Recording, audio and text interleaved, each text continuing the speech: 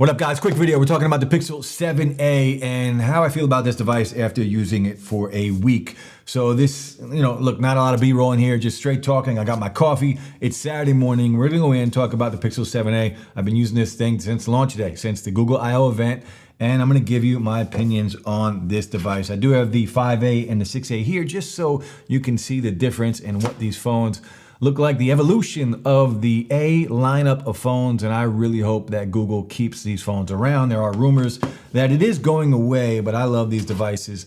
I think they're fantastic for the price, what we get.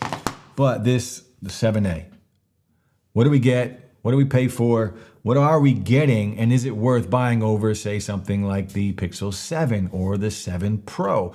Now, mind you, in another month, this phone will drop probably $100. You're gonna be able to find this on the used market for around $350. And at that price, it's a steal. Right now, I'm still gonna sway somebody towards buying the Pixel 7.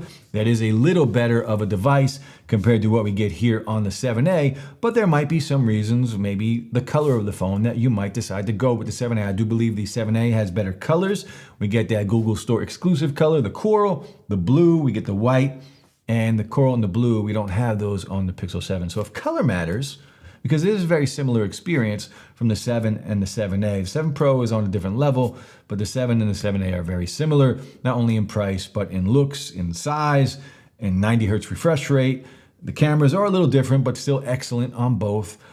But let's talk about the 7a. That's why we're here, right? So out of the box, it does come standard using 60 hertz. So you're gonna go in two settings and you're gonna wanna change that right away to get that smooth experience on here and get that 90 hertz refresh rate. 60 hertz, big difference than 90. 90 to 120, not so much. So the Pixel 7 and the 7a both have a 90 hertz refresh rate. Just remember, go in and outside, go in out of the box, it's on 60 hertz. You're gonna have to go back in and change it. And it really doesn't affect battery life on this device, at least not for me. Now we do get the same processor in the 7a that we have on Google's flagship devices, and we get the same Titan security chip on here to protect ourselves. We're gonna get the same software updates on here, and on top of that, it's basically running stock Android, and because it's a Pixel, you are going to get the updates before any of these other like Samsung devices here. You will get the updates first on your Pixel devices. Now, what do Pixels do well? We all know how well they take pictures, and these are no different. Whether it's the older sensor like we have here on the 5a and the 6a, or the newer flagship phones, different camera setup in there, and we have another camera setup on the Pixel 7a. And I, for one, I do really like the cameras on here. I think they still give us that excellent photo every single time we are using our device. And you can see here, this was literally this morning, taking my dogs to go get their nails done. But there are some really good pictures. And on top of that, what you can do in the software with the editing after you take the pictures, magic eraser if you want to get rid of something. We all know how good that works. You do have real tone for people that want, their skin tone to look correct. Real tone does a fantastic job at that. And the picture quality that we get when you just pull it out, shoot it, and you want a good picture, this is the phone to get. Not just this phone, but any phone in the Pixel lineup, whether it's the older devices or the newer devices. This is the phone that you're gonna want, that you're gonna be able to trust, in my opinion, the most when it comes to photos on your device. And you can see the difference right here, where I can just add blur to the photo if I want and get that bokeh in the background. So it's not only about the pointing, pulling it out and shooting and getting a good picture, it's editing it afterwards, what you can do with that really makes it stand apart from a lot of different phones. Now, video quality on here is good. I still think the iPhone takes the crown when it comes to video, as far as I'm concerned. Some of you might feel different, but the video quality on the 7a is still very good. And some of the things that you can do in the Pixel lineup, especially on the Pro devices in video, at this point, is fantastic. And look, let's be real. Every phone nowadays takes really good pictures. Every phone nowadays takes really good video. It's basically coming down to preference. Maybe you like something that shoots it oversaturated, like a lot of Samsung devices. Maybe the dynamic range isn't as good on some That doesn't mean it's bad. Maybe it's just a little bit better on this phone than this phone, but every phone takes good photos and videos at this point. Now, so what are we getting? We're getting excellent cameras on here. We're getting flagship software in here. We're getting software. We're getting the first to get the software updates and the security updates on the Pixel devices. So you're getting a lot of good things for a phone that is really very, very cheap for what we are getting. Now, this is a plastic device. So if we're talking about build quality, plastic like we have here, plastic here. It's not like the glass phone on the Pixel 7, so there is a difference there. The build quality on the 7 and the 7 Pro is better than what we get on the Pixel 7a, but you're not gonna notice it when you feel it. This is plastic, but it does feel like glass. You can tap on it and hear the plastic, but if you were holding both phones side by side, they are going to feel very similar in the hands. Now, the 7a is a little smaller of a device, 1080p display on here, but you do get the 90 hertz refresh rate, but it is a flat panel, which I prefer. You guys know how much I prefer that over a curved edge. So we do get the flat display on here. Now the bezels on here, you guys let me know what you think of the bezels. Let me pull up a article so you guys can actually see the bezels on here. Let me find, we'll go into Google, we'll open up, say Yahoo, and then you're gonna be able to see the bezels.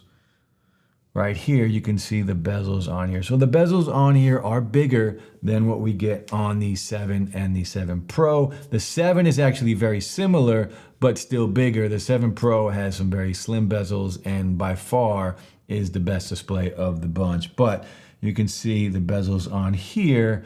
You know, I don't mind them anymore at this point. People complain about bezels all the time. It's not an eyesore to me. Say I would rather have bigger bezels than something like Dynamic Island or the notch that we get on an iPhone. And I'm an iPhone fan, but I'm so sick of seeing those big things in my display. I prefer the little hole punch cutout. If you have to give me a bigger bezel to give me a flat display, I'm all for it. So let me know, drop some comments and let me know if you prefer a flat display or a curved display. I would love to see some premium phones coming out with a flat display like the iPhones do. The iPhones do it great. They don't give us a curved display on any other devices, and I am a huge fan of that. The iPhone, the Nothing phone, I can't wait for Gen 2 of that with the flat display, and I'm all for it. But the bezels on here, they don't bother me at all, and a lot of people were complaining about the Pixel Fold and the bezels on there. I don't care about that either. I can't wait for the Pixel Fold. But the Pixel 7a. So look, what do we get for our money? Again, this is not really a full review. If you want to learn all the specs, there's 1,000 videos already up on the 7a. This is just about my use over the first week with this device. My main SIM has been in it. Now, one thing I will say, using this device, this is 1,000 nits of brightness on here, but using this device in direct sunlight, it is very difficult to see. And look, we can say that about a ton of phones, right? Using a phone in direct sunlight sometimes is going to be difficult. And this is one of those things. So that's one gripe. I wish it was a little brighter, but for the most part, you know, it's going to be fine. But in direct sunlight, it was very difficult for me to see what I was doing on here. And I'm talking direct sunlight. I was at a track jogging. I would stop here and there, look at my phone, and I could barely see it, but it was very sunny out also. So the one thing I did mention, the charging speed on here is not something that I'm a fan of. But battery life on here has been good. I'm getting a day, maybe a little more than a day, but that's it. You know, at the end of the day, and I'm a heavy user, but at the end of the day, maybe 10% left, maybe 7-8% left, and I'm going to have to charge it at night. And, you know, sometimes I would like to be able, like I said, to top it off for 20 minutes and get another 20, 30, 40%. You can't do that on here because of the 18-watt charging. It is very slow, but the battery life on here, for as much as I use this device and put it through its paces, the battery life on here has been pretty good. I'm getting a day, and that's all I need.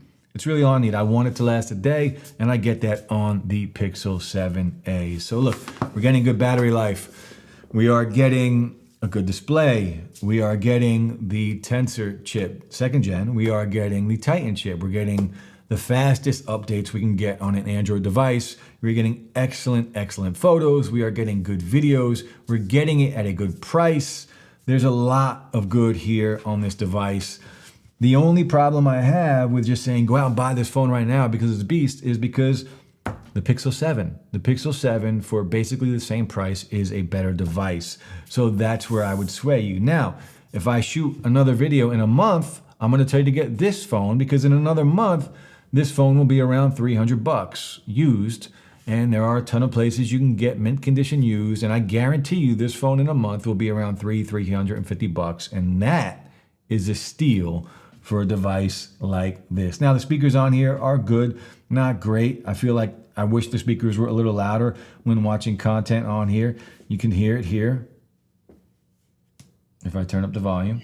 It's the big brother to the Samsung Q2U with the same capabilities as that mic, enabling the user to have two outs from it, both USB and XLR. But as it...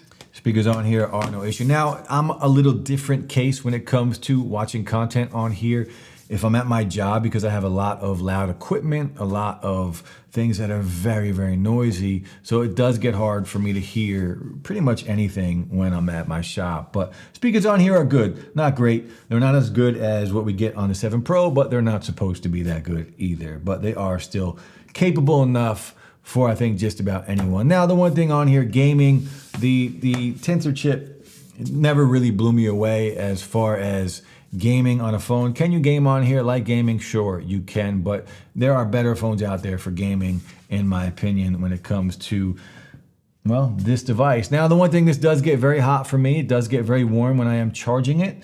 And maybe that's because it's just such a slow charge. I don't really know, but this does get very warm for me when I am using it. Now, I haven't had any problems with it overheating. I haven't had any problems shutting off, like when I'm recording video, or we used to get on the 5A. I haven't experienced any of that. Overall, it's been a very smooth and easy experience with the 7A, like no bugs at all that I have experienced on this device.